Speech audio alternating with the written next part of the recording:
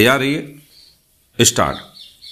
अपीलार्थी नंदलाल और दिलीप परस्पर रिश्तेदार और निकटस्थ पड़ोसी थे। स्टॉप। दिलीप ने दोनों के मकान के बीच में एक कॉमन दीवार का निर्माण अपने खर्चे से किया था। स्टॉप।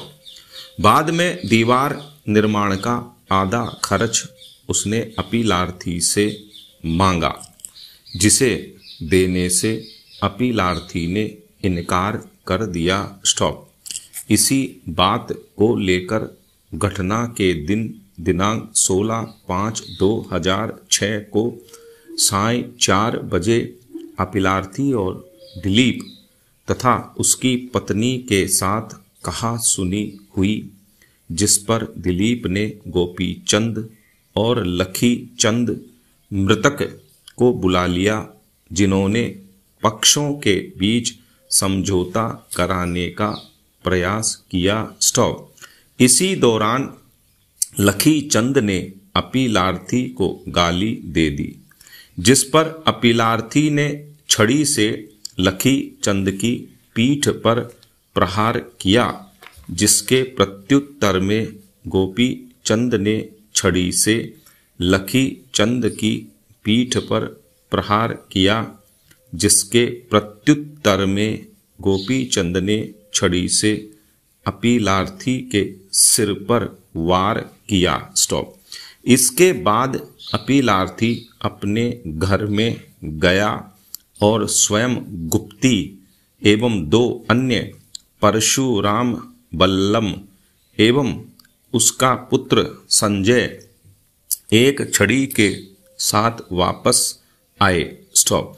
अपीलार्थी ने लखी चंद, जो दिव्यांग था, के कांख पर गुप्ती से हमला किया, जिससे उसके सीने में भी चोट लगी और वह बेहोश हो गया, जिसे हॉस्पिटल ले जाया गया, जहां उसे मृत घोषित कर दिया गया। स्टॉप।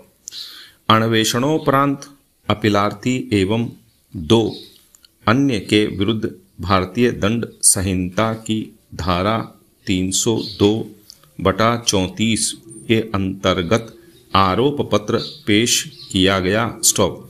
विचारण न्यायालय ने निष्कर्षित किया कि अपीलार्थी अभियुक्त संख्या 1 ने मृतक पर प्राणघातक हमला किया था और अभियुक्त संख्या 2 और 3 ने भी मृतक पर बल्लम और छड़ी से हमला किया। स्टॉप। अतः तीनों मृतक की हत्या के लिए उत्तरदायी हैं। स्टॉप। तदनुसार विचारण न्यायालय ने तीनों को भारतीय दंड संहिता की धारा 302/34 के अंतर्गत दोष सिद्ध एवं आजीवन कारावास के दंड से दंडित किया। स्टॉप।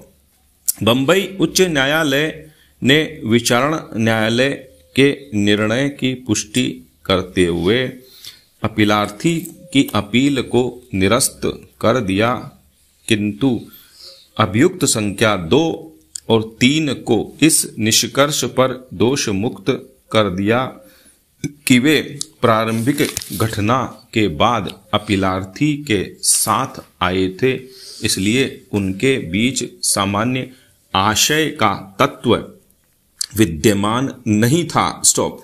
अतः अपीलार्थी ने उच्चतम न्यायालय में यह अपील SLP केवल दंडादेश के प्रश्न पर की। स्टॉप। उच्चतम न्यायालय के समक्ष मुख्य विचारणीय प्रश्न था कि क्या अपीलार्थी की धारा 302 के अंतर्गत दोष सिद्धि एवं दंडादेश विधि पूर्ण है। स्टॉप।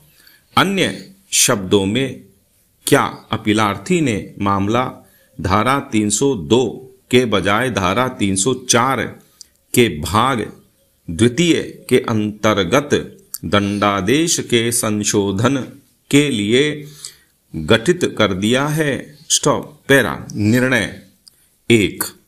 अपीलार्थी के लिए विद्वान अधिवक्ता का तर्क है कि घटना अचानक लड़ाई का परिणाम थी और कि अपीलार्थी का आशय मृतक की हत्या करना नहीं था। स्टॉप। इसलिए यह मामला धारा 300 के अपवाद 4 का है, न कि धारा 300 का। स्टॉप।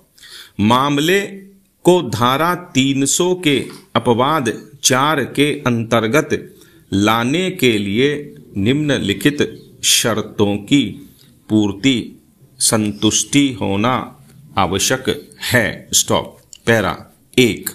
कृत्य मानववध आवेश की तीव्रता में हुई अचानक लड़ाई में पूर्व चिंतन के बिना किया गया हो। स्टॉप। 2। आवेश अचानक झगड़ा जनित हो। 3। अपराधी ने कोई अनुचित लाभ नहीं उठाया हो। 4। अभियुक्त ने क्रूरतापूर्ण या अप्रायिक रीति से कार्य न किया हो। स्टॉप। पैरा अचानक लड़ाई संहिता में परिभाषित नहीं है। स्टॉप। यह ऐसा कृत्य है जिसमें दोनों पक्ष दोषी होते हैं, जो अचानक झगड़े का परिणाम होता है। स्टॉप।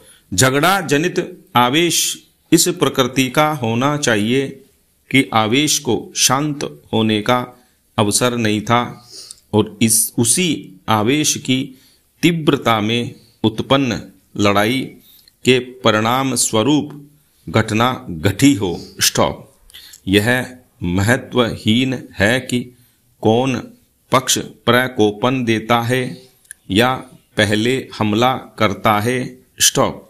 उपर्युक्त सिद्धांत को पुनः पप्पू बनाम मध्य प्रदेश राज्य और सुरैन सिंह बनाम पंजाब राज्य के मामलों में अनुसरित किया गया और मामलों में धारा 302 के अंतर्गत दोष सिद्धि को धारा 304 के भाग द्वितीय में परिवर्तित कर दिया गया। स्टॉप।